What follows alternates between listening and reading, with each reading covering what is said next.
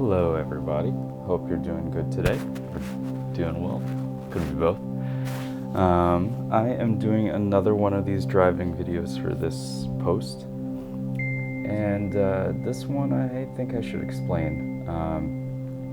This is actually taken at Glacier National Park, so not at all the same place as last time. Last time was Great Smoky Mountains.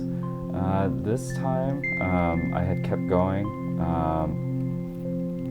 on my trip across country and just ended up with this really awesome zigzaggy direction going from east to west.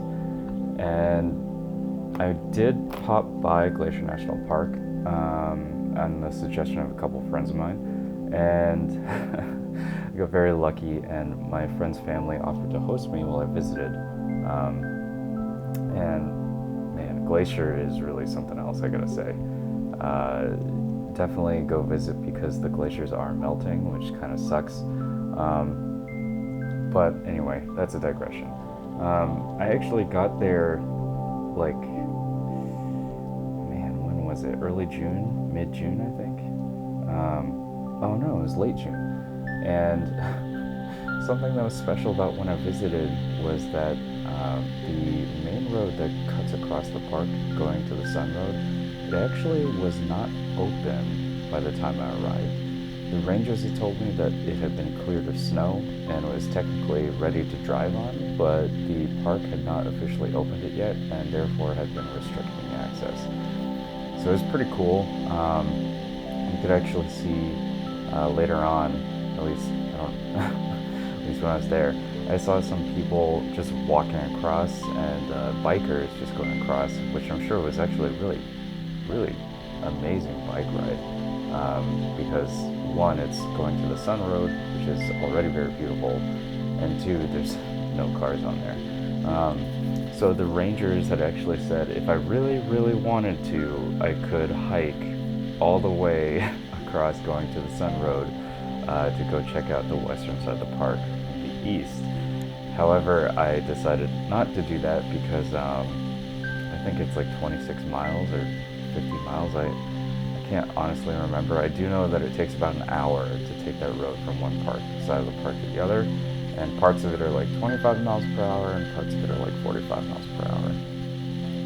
But yeah, so here I am driving.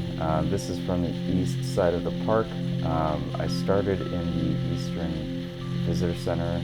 Oh wow, I honestly can't remember the name of it now, but it's kind of near St. Mary Lake.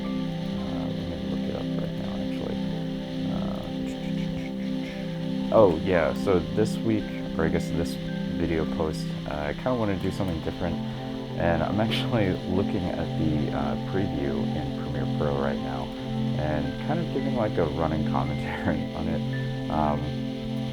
So hopefully y'all don't mind, and if you enjoy my voice, that I guess is all the better for you.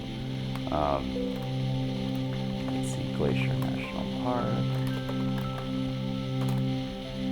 Yeah, one thing I noticed is that even though going to the Sun Road is very nice and very pretty, the eastern side is actually a little bit boring in the beginning.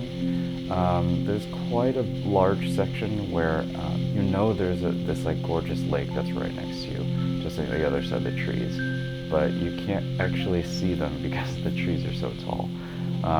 And all those crazy mountains, they're actually like way off in the distance. You just saw a little bit of peak of some of the lake right there. The mountains are off in the distance, which looks impressive, but you can't really stop. There's a few places to pull out, and you can like see right here. You can go and get your picture, but it's mostly flat and level terrain on the eastern side for the first section of it.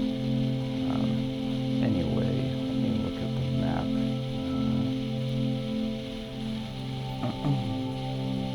So the eastern side, I had actually been staying in East Glacier. No surprise there. I'm loading the map right now to see where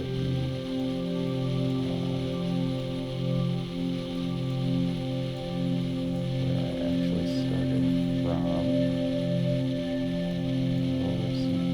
so I think that's St. Mary Lake. I believe it was called East Glacier Park. Yeah. Yep. So I came over from St. Mary. I just drove across on going to the Sun Highway. The visitor center in St. Mary is called... Okay, it's not marked on the map. Oh well.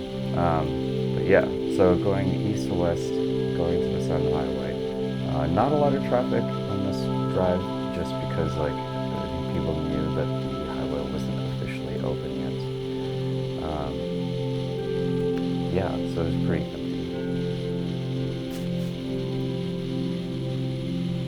I really like this drive. It's pretty relaxing. I just kind of rolled the windows down, opened the sunroof, and just kind of enjoyed the fresh air and everything. And again, how I'm recording these videos, I have I should really just buy this suction cup for the outside of my car. I just get kind of nervous, like putting my GoPro on the outside of the car. I'm worried if it falls off. But how I record these videos is I have my travel aluminum tripod,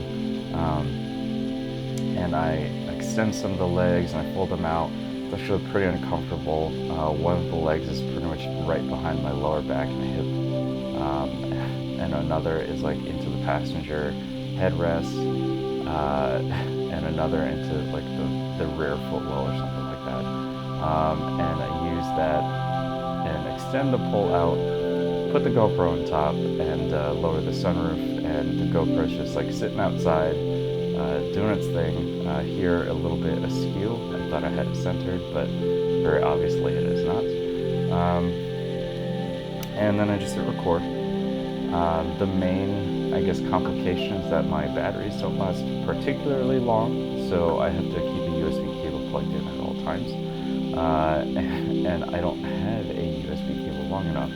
So what I actually did was my external cell phone battery, I hung it off of the tripod, plugged a cable into that to keep the backlit from the GoPro, and then I plugged a cable from my car charger cigarette adapter thing into the cell phone battery. So it's like it's a bit of a hot mess. That's okay. I mean, kept the GoPro recording. Otherwise, I don't think I would have actually made it all the way across. I think it probably would have it probably would have stopped where I ended up stopping on this trip anyway. Let's see, what else? Yeah, maybe I should just maybe I should upgrade my GoPro, because this is the Hero 4. And you can see in daylight it looks pretty good. But I do wonder what it'd be like to have it either a Hero 6 or maybe even that Sony Action Cam. Just because they're a little bit newer and they have some stabilization built in. And I would like a longer battery. I would like to record some, actual audio of the scene. I went over the audio recording from this, and even in the parking lot in the very beginning, you just hear wind whistling by, so it's kind of not great. And I think that's from having to keep the USB cable plugged in. It just creates extra drag. But yeah, so now you can see that there's some opening up, and just really lucked out on this day. It was just gorgeous. Nice fluffy clouds, wasn't too hot. Yeah.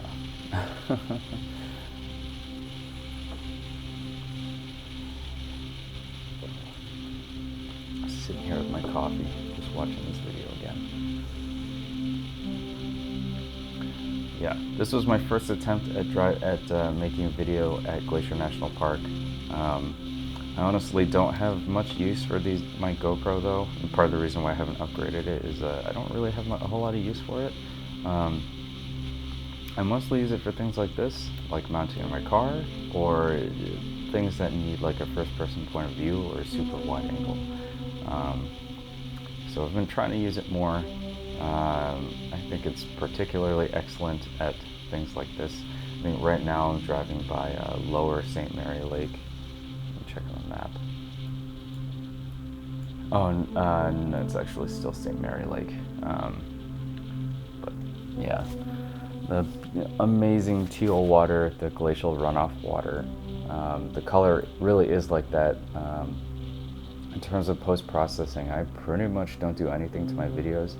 I just use I think it's a Lumetri color correction, just like basic color correction. Comes with Premiere Pro. I add a little bit of contrast. I make it go from like 0 to like 25. And then for saturation, I go from like 100 to like 120 or 125. I don't think it's really all that much. Just enough to make it so that it doesn't look so flat.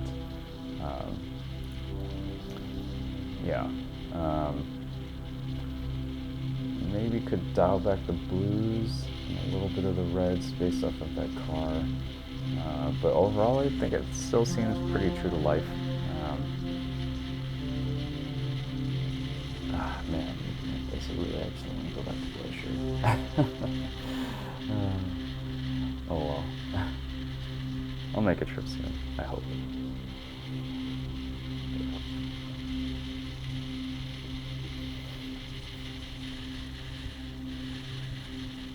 I did notice that after this road opened, it got a lot busier, like way busier.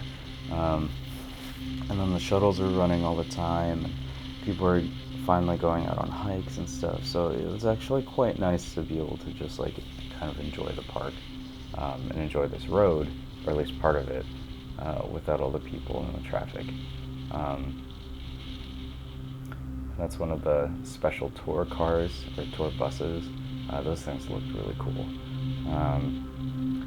But yeah, so the later on, and I'll probably upload those fairly soon as well. Oh, actually, in the bottom left there, I believe that's Goose Island. Very famous photographer's target from the Goose Island overlook that's on this road.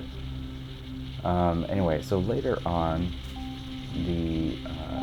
when I wanted to record video of like driving across going to the Sun Road, I actually did it mostly like right after sunrise. And it was partly because I thought the light would look better, but also because I didn't want to be held up by traffic. One video, there's a guy that like in the narrow parts of the highway, there's a guy that was only going like 5 miles an hour, and like I understand if you're scared and it is a narrow road, but the person just kind of like refused to use any of the turnouts and was really holding up traffic.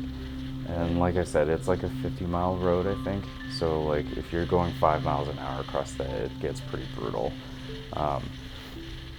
And then later on, especially toward later parts of the day, it was regular to see just like people going like 5 miles an hour in the narrow parts, and just like sticking cell phones out or cameras out the window to try to take pictures. And it's like, come on guys, just turn out, park, get your picture, keep driving. Pretty much guarantee that any of those pictures like weren't that great because they're moving, not really aiming. But oh well. I think one surprising thing is that even later on, so there's one day I did sunrise from the Goose Island overlook. I drove east to west, going to the sun, and popped into the visitor center, the main one that's near Lake MacLeod on the western side of the park. And I was just exhausted. I ended up like going in, getting some postcards for a couple friends, and then asking the ranger like, hey, where can I like mail these postcards out? She told me, and I said thank you, and then I said also, I just did sunrise, I woke up at like 3 in the morning, can I just take a nap in the parking lot? And the ranger just kind of smiled and said, "Yeah, just move to a different part of the, like, move to the very back of the lot, so no one, you're not taking a busy spot or anything."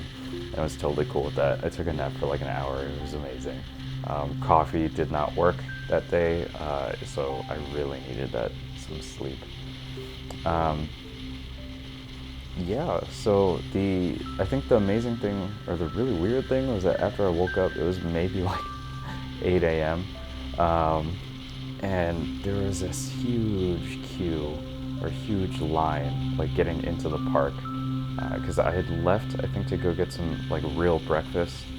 I came back into the park, and luckily I have one of the interagency passes, so I just kind of like got to skip the ticket line. But there's a huge line that day, and it was just shocking.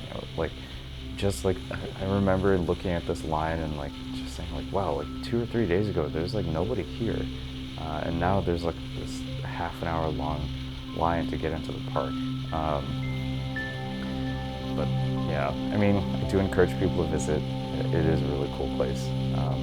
On the left, you'll actually see, and on the right as well, I believe Glacier actually had a fire somewhat recently, and these trees are still fire damaged. There's been a lot of recovery, but there's still, dead and burned trees. There are sections driving from East Glacier to St. Mary, where there's just a huge dead forest. And I had actually wanted to stop and take a picture from some of the overlooks, but all of the dead trees was actually pretty distracting. I think I was told that it was technically caused by like a cigarette or something like that a few years ago, but again, I wasn't there for that.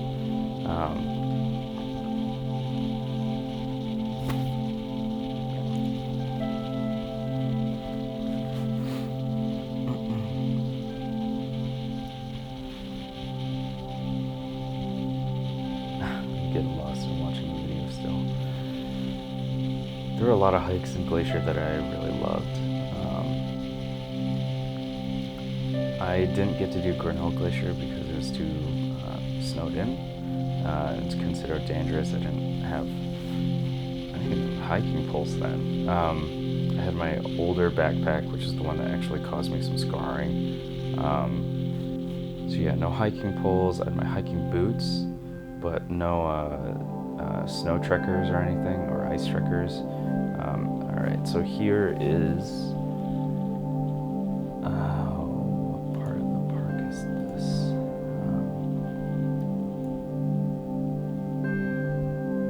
It's not near Sayi Bend.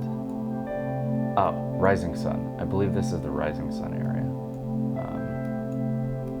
There's some in Goat Lake, maybe, kind of in that region. There's a few hikes in this area that are nice. They're not too long, and not terribly challenging, but still a good hike. I believe later on I parked here and hiked to Waterfall, and I think it was the first time I actually like dipped my hand in the water. And it's the water is cold. I mean, it makes sense, it's glacial runoff, but it's also really, really clear. Like in the lake where there's a lot of water and you can get a lot of diffraction when the light gets inside, you get that teal color. But if it's just water, like just like a shallow river or shallow creek, it's really clear. It's really cool. This was actually a place that I had wished I had bought and brought my water filtration pouch beforehand, because I really wanted to drink glacier water. I ended up doing that over in the Grand Tetons, and it was amazing. So it was quite a big regret that I didn't have it here. Yeah, you can already see like the park's still technically like not fully open yet, and there's still tons of people here. Yeah, so this is the parking area for St. Mary Falls.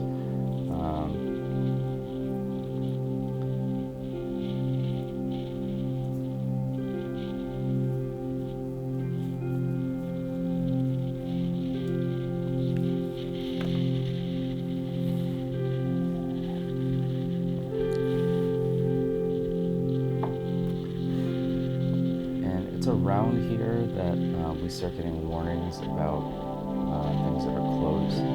So these cones are actually there to stop people from parking because those are technically bus terminal pickup drop-off locations. And I think the actual shuttle buses were not running yet. You just had these red tour buses, which are running half routes. So they'd go from, I guess, Lake MacDonald to the closure point on the west side, or East Glacier Park Lodge, and then to the closure point on the east side. And you can actually see quite a bit of glaciers. Excuse me, I'm yawning a little bit. You can actually see quite a bit of glaciers just in the far distance. I think one thing to keep in mind when you visit here is that it's not like in Banff or Jasper National Park up in Canada. There's not like, you're not really walking on the glacier, because I think they have I think it's Athabasca and the Columbia ice fields up in Canada. Here there's a lot of hiking to them, and you can see them, but they're not necessarily walking on ice. I don't know, maybe there are and I just missed them.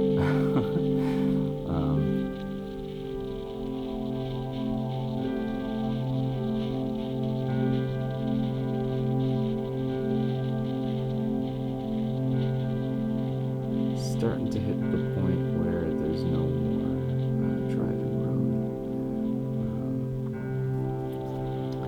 Yeah, I felt a little bad for the rangers who were working here, because they're basically just telling people all day, stop, turn around, and then there are a couple of people that just refuse to listen, and then you'd really obviously see them because they would get to the metal barrier and have to make this really awkward broken U-ey. Yeah, they were really nice when I talked to them, although I didn't want to bother them too much while they were working.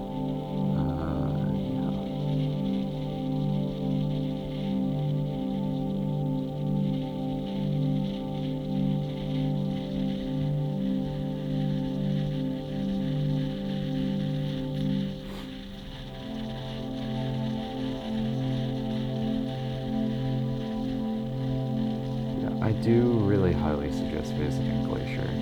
I suggest checking it out in the summer before the road opens, so you can actually kind of get a little bit of peace and quiet to yourself on this nice drive, where it won't be too busy. More likely to find parking to get some hikes in because the road isn't fully open. And then I obviously recommend driving across, because it is really cool. I think it's one of the crown jewels of the Civilian Conservation Corps before it got disbanded. But I'm a bit conflicted, because if you come that early in their tourist season, you actually won't have most of the hiking trails open to you unless you have some more specialized equipment and some training. So I didn't have ice trekkers or snow walking anything. And I can't pass because this person kept driving pretty slow. Look, I legally passed. Yeah, I mean, this is a section where the speed limit's 45, and that person is probably going about 25. And now it's slowing back down to 25, and for good reason. It starts getting very busy again. So yeah, you can see him start to slow down.